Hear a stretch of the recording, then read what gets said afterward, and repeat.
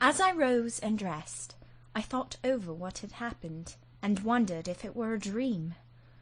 I could not be certain of the reality till I had seen Mr. Rochester again, and heard him renew his words of love and promise. While arranging my hair, I looked at my face in the glass, and felt it was no longer plain. There was hope in its aspect, and life in its colour, and my eyes seemed as if they had beheld the fount of fruition, and borrowed beams from the lustrous ripple. I had often been unwilling to look at my master, because I feared he could not be pleased at my look. But I was sure I might lift my face to his now, and not cool his affection by its expression. I took a plain but clean and light summer dress from my drawer, and put it on. It seemed no attire had ever so well become me, because none had I ever worn in so blissful a mood.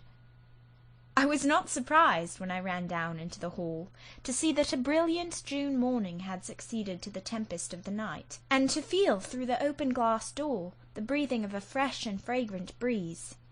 Nature must be gladsome when I was so happy. A beggar-woman and her little boy, pale, ragged objects both, were coming up the walk, and I ran down and gave them all the money I happened to have in my purse, some 3 or 4 shillings. Good or bad, they must partake of my jubilee. The rooks cawed, and blither birds sang, but nothing was so merry or so musical as my own rejoicing heart.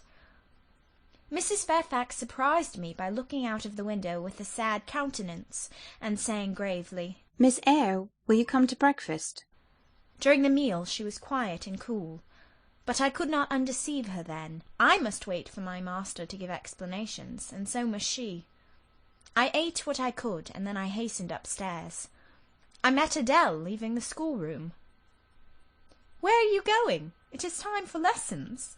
"Mr. Rochester has sent me away to the nursery." "Where is he?" "In there," pointing to the apartment she had left, and I went in, and there he stood. "Come, and bid me good morning," said he. I gladly advanced, and it was not merely a cold word now, or even a shake of the hand that I received, but an embrace and a kiss. It seemed natural, it seemed genial to be so well loved, so caressed by him. "Jane, you look blooming and smiling and pretty," said he. "Truly pretty this morning. Is this my pale little elf? Is this my mustard seed? This little sunny-faced girl with the dimpled cheek and rosy lips, the satin-smooth hazel hair, and the radiant hazel eyes?" I had green eyes, reader, but you must excuse the mistake. For him they were new-dyed, I suppose. "It is Jane Eyre, sir." "Soon to be Jane Rochester," he added. "In 4 weeks, Janet, not a day more. Do you hear that?" I did, and I could not quite comprehend it. It made me giddy. The feeling the announcement sent through me was something stronger than was consistent with joy, something that smote and stunned. It was, I think, almost fear. "You blushed, and now you are white, Jane. What is that for?" "Because you gave me a new name. Jane Rochester, and it seems so strange." "Yes, Mrs. Rochester," said he. "Young Mrs. Rochester, Fairfax Rochester's girl bride." "It can never be, sir. It does not sound likely. Human beings never enjoy complete happiness in this world. I was not born for a different destiny to the rest of my species. To imagine such a lot befalling me is a fairy tale, a daydream." "Which I can and will realize. I shall begin to-day. This morning I wrote to my banker in London to send me certain jewels he has in his keeping, heirlooms for the ladies of Thornfield. In a day or 2 I hope to pour them into your lap. For every privilege, every attention shall be yours that I will accord a peer's daughter, if about to marry her." "Oh, sir, never rain jewels. I don't like to hear them spoken of. Jewels for Jane Eyre sounds unnatural and strange. I would rather not have them." "I will myself put the diamond chain round your neck, and the circlet on your forehead, which it will become, for nature, at least, has stamped her patent of nobility on this brow, Jane. And I will clasp the bracelets on these fine wrists, and load these fairy-like fingers with rings." "No, no, sir. Think of other subjects and speak of other things, and in another strain. Don't address me as if I were a beauty. I'm your plain Quakerish governess. You are a beauty in my eyes, and a beauty just after the desire of my heart, delicate and aerial. Puny and insignificant, you mean? You are dreaming, sir, or you are sneering. For God's sake, don't be ironical. I will make the world acknowledge your beauty, too, he went on, while I really became uneasy at the strain he had adopted, because I felt he was either deluding himself or trying to delude me. I will attire my Jane in satin and lace, and she shall have roses in her hair, and I will cover the head I love best with a priceless veil. And then you won't know me, sir, and I shall not be your Jane Eyre any longer, but an ape in a harlequin's jacket, a jay in borrowed plumes. I would as soon see you, Mr. Rochester, tricked out in stage trappings, as myself clad in a court lady's robe. And I don't call you handsome, sir, though I love you most dearly, far too dearly to flatter you. Don't flatter me. He pursued his theme, however, without noticing my deprecation. This very day I shall take you in a carriage to Millcote, and you must choose some dresses for yourself. I told you we shall be married in 4 weeks. The wedding is to take place quietly, in a church down below yonder, and then I shall waft you away at once to town. After a brief stay there, I shall bear my treasure to regions nearer the sun, to French vineyards and Italian plains, and she shall see whatever is famous in old story and in modern record. She shall taste, too, of the life of cities, and she shall learn to value herself by just comparison with others. Shall I travel? And with you, sir? You shall sojourn at Paris, Rome, and Naples, at Florence, Venice, and Vienna. All the ground I have wandered over shall be retrodden by you. Wherever I stamped my hoof, your sylph's foot shall step also. 10 years since I flew through Europe half mad, with disgust, hate, and rage as my companions. Now I shall visit it healed and cleansed, with the very angel as my comforter. I laughed at him as he said this.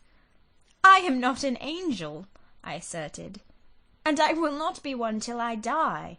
I will be myself. Mr. Rochester, you must neither expect nor exact anything celestial of me, for you will not get it, any more than I shall get it of you, which I do not at all anticipate. What do you anticipate of me? For a little while you will perhaps be as you are now. A very little while.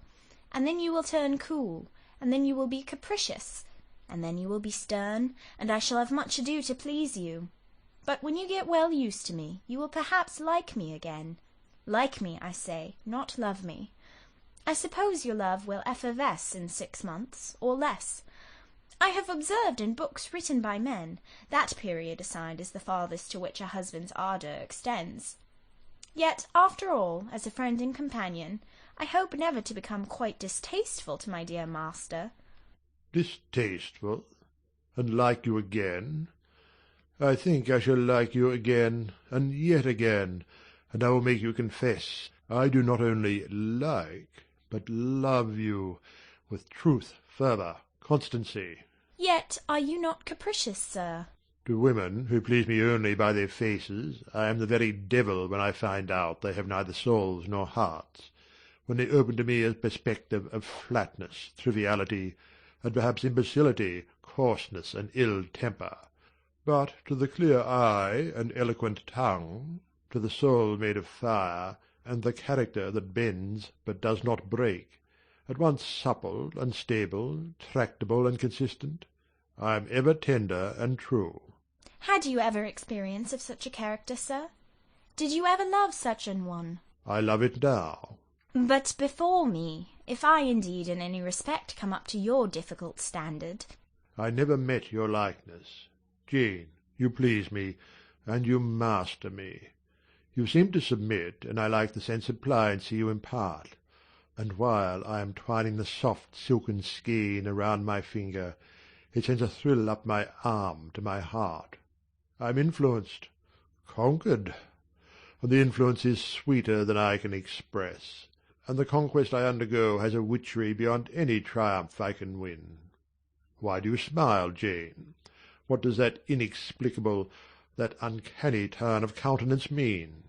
I was thinking, sir, you will excuse the idea, it was involuntary. I was thinking of Hercules and Samson with their charmers. You were, you little elfish— Hush, sir! You don't talk very wisely just now, any more than those gentlemen acted very wisely. However, had they been married, they would no doubt by their severity as husbands have made up for their softness as suitors. And so will you, I fear. I wonder how you will answer me a year hence, should I ask a favour it does not suit your convenience or pleasure to grant. Ask me something now, Jane, the least thing. I desire to be entreated. Indeed I will, sir. I've my petition all ready. Speak. But if you look up and smile with that countenance, I shall swear concession before I know to what, and that will make a fool of me. Not at all, sir. I ask only this. Don't send for the jewels, and don't crown me with roses. You might as well put a border of gold lace round that plain pocket-handkerchief you have there. I might as well gild refined gold. I know it. Your request is granted, then, for the time. I will remand the order I dispatched to my banker. But you have not yet asked for anything. You have prayed a gift to be withdrawn. Try again. Well then, sir, have the goodness to gratify my curiosity, which is much piqued on one point. He looked disturbed. What? What? He said hastily. Curiosity is a dangerous petition. It is well I have not taken a vow to accord every request. But there can be no danger in complying with this, sir. Utter it, Jane. But I wish that instead of a mere inquiry into, perhaps, a secret, it was a wish for half my estate. Now, King Ahasuerus, what do I want with half your estate? Do you think I am a Jew usurer, seeking good investment in land? I would much rather have all your confidence. You will not exclude me from your confidence if you admit me to your heart. You are welcome to all my confidence that is worth having, Jane. But for God's sake, don't desire a useless burden. Don't long for poison. Don't turn out a downright Eve on my hands. Why not, sir? You have just been telling me how much you like to be conquered, and how pleasant over-persuasion is to you. Don't you think I had better take advantage of the confession, and begin and coax and entreat, even cry and be sulky if necessary, for the sake of a mere essay of my power? I dare you to any such experiment. Encroach, presume, and the game is up. Is it, sir? You soon give in. How stern you look now. Your eyebrows have become as thick as my finger, and your forehead resembles what, in some very astonishing poetry, I once saw styled a blue-piled thunder-loft. That will be your married look, sir, I suppose. If that will be your married look, I, as a Christian, will soon give up the notion of consorting with a mere sprite or salamander. But what had you to ask? Thing, out with it. There, you are less than civil now, and I like rudeness a great deal better than flattery. I'd rather be a thing than an angel. This is what I have to ask. Why did you take such pains to make me believe you wished to marry Miss Ingram? Is that all? Thank God it is no worse. And now he unknit his black brows, looked down, smiling at me, and stroked my hair, as if well pleased at seeing a danger averted. I think I may confess, he continued, even though I should make you a little indignant, Jane, and I have seen what a fire spirit you can be when you are indignant. You glowed in the cool moonlight last night when you mutinied against fate and claimed your rank as my equal. Janet, by the by, it was you who made me the offer. Of course I did. But to the point, if you please, sir. Miss Ingram. Well, I feigned courtship of Miss Ingram because I wished to render you as madly in love with me as I was with you, and I knew jealousy would be the best ally I could call in for the furtherance of that end. Excellent! Now you are small, not one whit bigger than the end of my little finger. It was a burning shame and a scandalous disgrace to act in that way.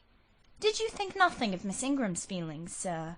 Her feelings are concentrated in one, pride, and that needs humbling. Were you jealous, Jane? Never mind, Mr. Rochester. It is in no way interesting to you to know that.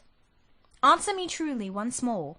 Do you think Miss Ingram will not suffer from your dishonest coquetry? Won't she feel forsaken and deserted? Impossible. When I told you how she, on the contrary, deserted me, the idea of my insolvency cooled, or rather extinguished, her flame in a moment. You have a curious designing mind, Mr. Rochester. I am afraid your principles on some points are eccentric. My principles were never trained, Jane. They may have grown a little awry for want of attention. Once again, seriously, may I enjoy the great good that has been vouchsafed to me, without fearing that anyone else is suffering the bitter pain I myself felt a while ago? That you may, my good little girl. There is not another being in the world has the same pure love for me as yourself. For I lay that pleasant unction to my soul, Jane, a belief in your affection. I turned my lips to the hand that lay on my shoulder. I loved him very much, more than I could trust myself to say, more than words had power to express. Ask something more, he said presently. It is my delight to be entreated and to yield. I was again ready with my request. Communicate your intentions to Mrs. Fairfax, sir. She saw me with you last night in the hall, and she was shocked. Give her some explanation before I see her again. It pains me to be misjudged by so good a woman.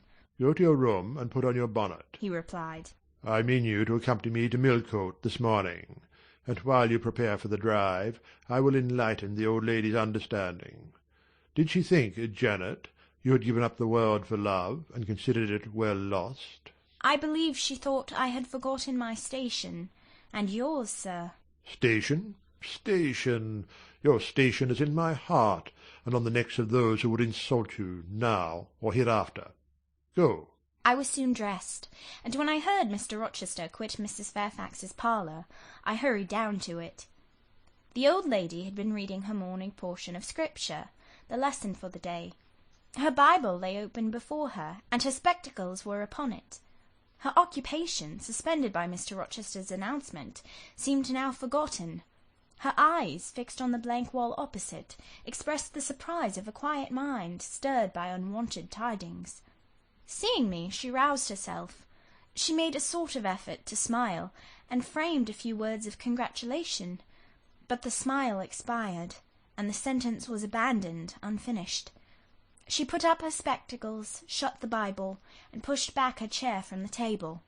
I feel so astonished, she began. I hardly know what to say to you, Miss Eyre. I have surely not been dreaming, have I? Sometimes I half fall asleep when I am sitting alone, and fancy things that have never happened.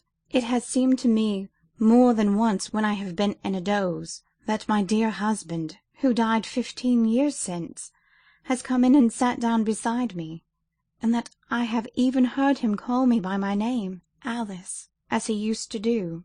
Now can you tell me whether it is actually true that Mr. Rochester has asked you to marry him? Don't laugh at me, but I really thought he came in here 5 minutes ago, and said that in a month you would be his wife. He has said the same thing to me, I replied. He has? Do you believe him? Have you accepted him? Yes. She looked at me, bewildered. I could never have thought it. He is a proud man. All the Rochesters were proud, and his father at least liked money. He too has always been called careful. He means to marry you. He tells me so. She surveyed my whole person. In her eyes I read that they had there found no charm powerful enough to solve the enigma. It passes me, she continued. But no doubt it is true, since you say so. How it will answer I cannot tell. I really don't know. Equality of position and fortune is often advisable in such cases, and there are 20 years of difference in your ages. He might almost be your father. No, indeed, Mrs. Fairfax, exclaimed I, nettled. He is nothing like my father. No one who saw us together would suppose it for an instant. Mr. Rochester looks as young, and is as young as some men at 25. Is it really for love he is going to marry you? she asked. I was so hurt by her coldness and scepticism that the tears rose to my eyes. I am sorry to grieve you, pursued the widow, but you are so young, and so little acquainted with men. I wished to put you on your guard. It is an old saying that all is not gold that glitters, and in this case I do fear there will be something found to be different to what either you or I expect. Why, am I a monster? I said. Is it impossible that Mr. Rochester should have a sincere affection for me? No, you are very well, and much improved of late, and Mr. Rochester, I dare say, is fond of you. I have always noticed that you are a sort of pet of his. There are times when, for your sake, I have been a little uneasy at his marked preference, and have wished to put you on your guard, but I did not like to suggest even the possibility of wrong. I knew such an idea would shock, perhaps offend you, and you are so discreet, and so thoroughly modest and sensible. I hoped you might be trusted to protect yourself. Last night I cannot tell you what I suffered when I sought all over the house and could find you nowhere, nor the master either, and then at 12 o'clock saw you come in with him. Well, never mind that now, I interrupted impatiently. It is enough that all was right. I hope all will be right in the end, she said. But believe me, you cannot be too careful. Try and keep Mr. Rochester at a distance. Distrust yourself as well as him. Gentlemen in his station are not accustomed to marry their governesses. I was growing truly irritated. Happily, Adele ran in. Let me go to Millcote too, she cried. Mr. Rochester won't, though there is so much room in the new carriage. Beg him to let me go, mademoiselle. That I will, Adele, and I hastened away with her, glad to quit my gloomy monitress. The carriage was ready. They were bringing it round to the front, and my master was pacing the pavement, Pilot following him backwards and forwards. Adele may accompany us, may she not, sir? I told her no. I'll have no brats. I'll have only you. Do let her go, Mr. Rochester, if you please. It would be better. Not it. She will be a restraint. He was quite peremptory, both in look and voice. The chill of Mrs. Fairfax's warnings and the damp of her doubts were upon me. Something of unsubstantiality and uncertainty had beset my hopes. I half lost the sense of power over him. I was about mechanically to obey him without further remonstrance, but as he helped me into the carriage, he looked at my face. What is the matter? He asked. All the sunshine is gone. Do you really wish the bairn to go? Will it annoy you if she is left behind? I would far rather she went, sir. Then off your bonnet and back like a flash of lightning, cried he to Adele. She obeyed him with what speed she might. After all, a single morning's interruption will not matter much, said he, when I mean shortly to claim you, your thoughts, conversation, and company, for life. Adele, when lifted in, commenced kissing me by way of expressing her gratitude for my intercession. She was instantly stowed away into a corner on the other side of him. She then peeped round to where I sat. So stern a neighbour was too restrictive to him in his present fractious mood. She dared whisper no observations, nor ask of him any information. Let her come to me, I entreated. She will, perhaps, trouble you, sir. There is plenty of room on this side. He handed her over as if she had been a lapdog. I'll send her to school yet, he said, but now he was smiling. Adele heard him, and asked if she was to go to school. Sans mademoiselle. Yes, he replied. Absolutely sans mademoiselle, for I am to take mademoiselle to the moon, and there I shall seek a cave in one of the white valleys among the volcano tops, and mademoiselle shall live with me there, and only me. She will have nothing to eat. You will starve her, observed Adele. I shall gather manna for her morning and night. The plains and hillsides in the moon are bleached with manna, Adele. She will want to warm herself. What will she do for a fire? Fire rises out of the lunar mountains. When she is cold, I'll carry her up to a peak and lay her down on the edge of a crater. Oh, qu'elle y sera mal, peu confortable. And her clothes, they will wear out. How can she get new ones? Mr. Rochester professed to be puzzled. "Ahem," said he. "What would you do, Adele? Cudgel your brains for an expedient. How would a white or a pink cloud answer for a gown, do you think? And one could cut a pretty enough scarf out of a rainbow." She is far better as she is, concluded Adele, after musing some time. Besides, she would get tired of living with only you and the moon. If I were mademoiselle, I would never consent to go with you. She has consented. She has pledged her word. But you can't get her there. There is no road to the moon. It is all air, and neither you nor she can fly. Adele, look at that field. We were now outside Thornfield gates, and bowling lightly along the smooth road to Millcote, where the dust was well laid by the thunderstorm, and where the low hedges and lofty timber trees on each side glistened green and rain-refreshed.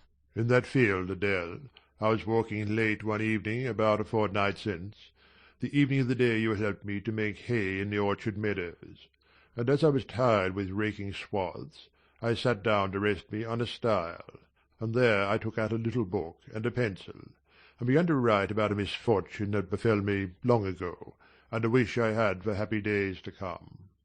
I was writing away very fast, though daylight was fading from the leaf, when something came up the path and stopped 2 yards off me. I looked at it. It was a little thing with a veil of gossamer on its head. I beckoned it to come near me. It stood soon at my knee. I never spoke to it, and it never spoke to me, in words, but I read its eyes, and it read mine, and our speechless colloquy was to this effect. It was a fairy, and come from Elfland, it said, and its errand was to make me happy. I must go with it out of the common world to a lonely place, such as the moon, for instance, and it nodded its head towards her horn, rising over Hay Hill. It told me of the alabaster cave and silver vale where we might live. I said I should like to go, but reminded it, as you did me, that I had no wings to fly. "Oh," returned the fairy, "that does not signify. Here is a talisman will remove all difficulties." And she held out a pretty gold ring. "Put it," she said, "on the 4th finger of my left hand, and I am yours, and you are mine. And we shall leave earth, and make our own heaven yonder." She nodded again at the moon. The ring, Adele, is in my breeches pocket, under the disguise of a sovereign, but I mean soon to change it to a ring again. But what has mademoiselle to do with it? I don't care for the fairy. You said it was mademoiselle you would take to the moon. "Mademoiselle is a fairy," he said, whispering mysteriously. Whereupon I told her not to mind his badinage, and she on her part evinced a fund of genuine French scepticism, denominating Mr. Rochester un vrai menteur, and assuring him that she made no account whatever of his conte de fées, and that, du reste, il n'y avait pas de fées, et quand même il y en avait. She was sure they would never appear to him, nor ever give him rings, or offer to live with him in the moon. The hour spent at Millcote was a somewhat harassing one to me. Mr. Rochester obliged me to go to a certain silk warehouse. There I was ordered to choose 6 dresses. I hated the business. I begged leave to defer it. No, it should be gone through with now. By dint of entreaties expressed in energetic whispers, I reduced the 6 to 2. These, however, he vowed he would select himself. With anxiety I watched his eye rove over the gay stores. He fixed on a rich silk of the most brilliant amethyst dye, and a superb pink satin. I told him in a new series of whispers that he might as well buy me a gold gown and a silver bonnet at once. I should certainly never venture to wear his choice. With infinite difficulty, for he was stubborn as a stone, I persuaded him to make an exchange in favour of a sober black satin and pearl-grey silk. "It might pass for the present," he said, "but he would yet see me glittering like a parterre." Glad was I to get him out of the silk warehouse, and then out of a jeweller's shop. The more he bought me, the more my cheek burned with a sense of annoyance and degradation. As we re-entered the carriage, and I sat back, feverish and fagged, I remembered what, in the hurry of events, dark and bright, I had wholly forgotten, the letter of my uncle, John Eyre, to Mrs. Reed. his intention to adopt me and make me his legatee. It would indeed be a relief, I thought, if I had ever so small an independency. I never can bear being dressed like a doll by Mr. Rochester, or sitting like a second Danae with the golden shower falling daily round me. I will write to Madeira the moment I get home, and tell my Uncle John I am going to be married, and to whom. If I had but a prospect of one day bringing Mr. Rochester an accession of fortune, I could better endure to be kept by him now. And somewhat relieved by this idea, which I failed not to execute that day, I ventured once more to meet my master's and lover's eyes, which most pertinaciously sought mine, though I averted both face and gaze. He smiled, and I thought his smile was such as a sultan might, in a blissful and fond moment, bestow on a slave his gold and gems had enriched. I crushed his hand, which was ever hunting mine, vigorously, and thrust it back to him red with the passionate pressure. "You need not look in that way," I said. "If you do, I'll wear nothing but my old Lowood frocks to the end of the chapter. I'll be married in this lilac gingham. You may make a dressing-gown for yourself out of the pearl-grey silk, and an infinite series of waistcoats out of the black satin." He chuckled. He rubbed his hands. "Oh, it is rich to see and hear her," he exclaimed. "Is she original? Is she piquant?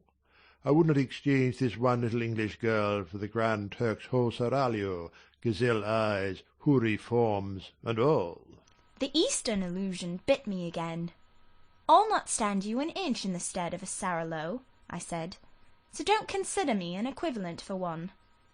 If you have a fancy for anything in that line, away with you, sir, to the bazaars of Stamboul, without delay, and lay out in extensive slave purchases some of that spare cash you seem at a loss to spend satisfactorily here." "And what will you do, Janet, while I am bargaining for so many tons of flesh and such an assortment of black eyes?" "I'll be preparing myself to go out as a missionary to preach liberty to them that are enslaved, your harem inmates amongst the rest.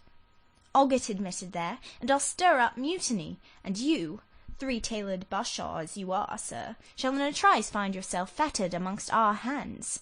Nor will I, for one, consent to cut your bonds till you have signed a charter, the most liberal that despot ever yet conferred." "I would consent to be at your mercy, Jane." "I would have no mercy, Mr. Rochester, if you supplicated for it with an eye like that. While you looked so, I should be certain that, whatever charter you might grant under coercion, your first act when released would be to violate its conditions." "Why, Jane, what would you have? I fear you will compel me to go through a private marriage ceremony, besides that performed at the altar. You will stipulate, I see, for peculiar terms. What will they be?" "I only want an easy mind, sir, not crushed by crowded obligations. Do you remember what you said of Céline Varens, of the diamonds, the cashmeres you gave her? I will not be your English Céline Varens. I shall continue to act as Adèle's governess. By that I shall earn my board and lodging, and £30 a year besides. I'll furnish my own wardrobe out of that money, and you shall give me nothing but—" "Well, but what?" "Your regard. And if I give you mine in return, that debt will be quit." "Well, for cool native impudence and pure innate pride, you haven't your equal," said he. We were now approaching Thornfield. "Will it please you to dine with me to-day?" he asked as we re-entered the gates. "No, thank you, sir." "And what for 'no, thank you,' if one may inquire?" "I have never dined with you, sir, and I see no reason why I should now, till—" "Till what? You delight in half-phrases." "Till I can't help it." "Do you suppose I eat like an ogre or a ghoul that you dread being the companion of my repast?" "I have formed no supposition on the subject, sir, but I want to go on as usual for another month." "You will give up your governessing slavery at once?" "Indeed, begging your pardon, sir, I shall not. I shall just go on with it as usual. I shall keep out of your way all day, as I have been accustomed to do. You may send for me in the evening when you feel disposed to see me, and I'll come then, but at no other time." "I want a smoke, Jane, or a pinch of snuff, to comfort me under all this pour me donner une contenance, as Adèle would say. And, unfortunately, I have neither my cigar-case nor my snuff-box. But listen, whisper. It is your time now, little tyrant, but it will be mine presently, and when once I have fairly seized you, to have and to hold, I'll just, figuratively speaking, attach you to a chain like this. Touching his watch-guard. Yes, bonny wee thing, I'll wear you in my bosom, lest my jewel I should tine. He said this as he helped me to alight from the carriage, and while he afterwards lifted out Adele, I entered the house and made good my retreat upstairs. He duly summoned me to his presence in the evening. I had prepared an occupation for him, for I was determined not to spend the whole time in a tete-a-tete conversation. I remembered his fine voice. I knew he liked to sing. Good singers generally do. I was no vocalist myself, and in his fastidious judgment no musician either, but I delighted in listening when the performance was good. No sooner had twilight, that hour of romance, began to lower her blue and starry banner over the lattice, than I rose, opened the piano, and entreated him for the love of heaven to give me a song. He said I was a capricious witch, and that he would rather sing another time, but I averred that no time was like the present. Did I like his voice? He asked. Very much. I was not fond of pampering that susceptible vanity of his, but for once, and from motives of expediency, I would e'en soothe and stimulate it. Then, Jane, you must play the accompaniment. Very well, sir. I will try. I did try, but was presently swept off the stool, and denominated A little bungler.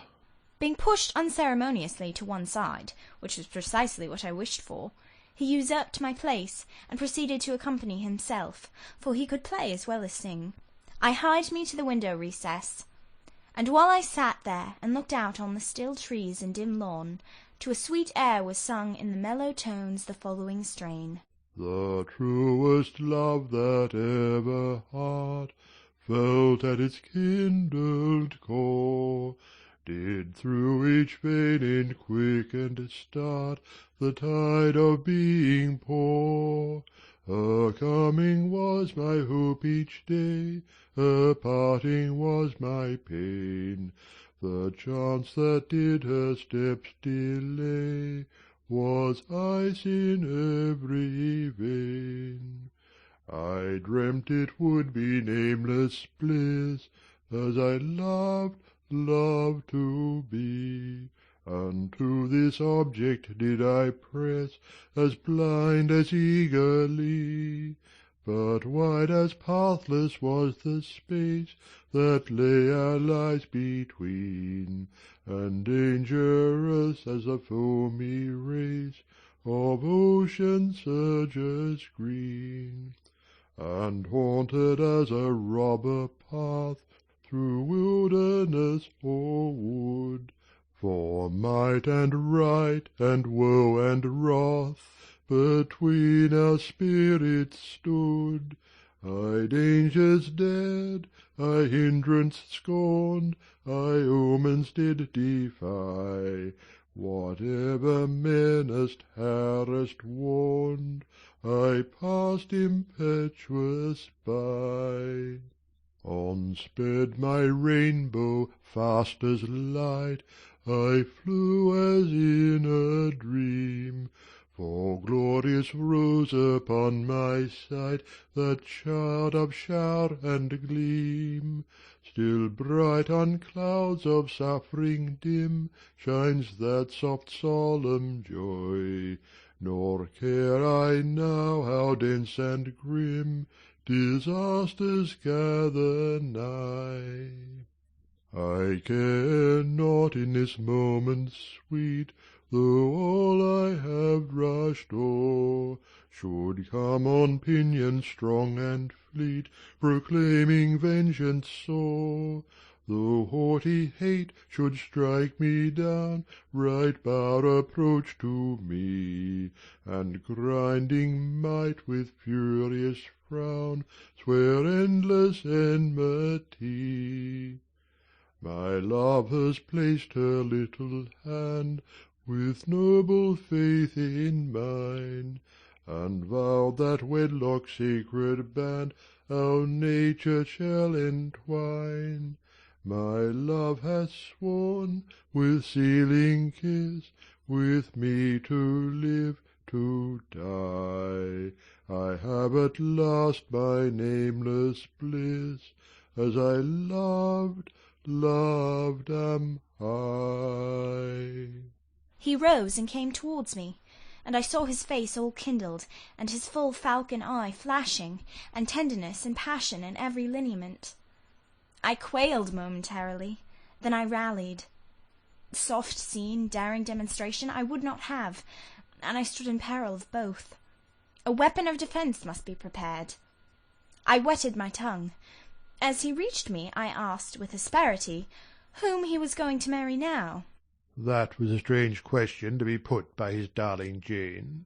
Indeed, I considered it a very natural and necessary one. He had talked of his future wife dying with him. What did he mean by such a pagan idea? I had no intention of dying with him. He might depend on that. Oh, all he longed, all he prayed for, was that I might live with him. Death was not for such as I. Indeed it was. I had as good a right to die when my time came as he had, but I should bide that time, and not be hurried away in a suity. Would I forgive him for the selfish idea, and prove my pardon by a reconciling kiss? No, I would rather be excused.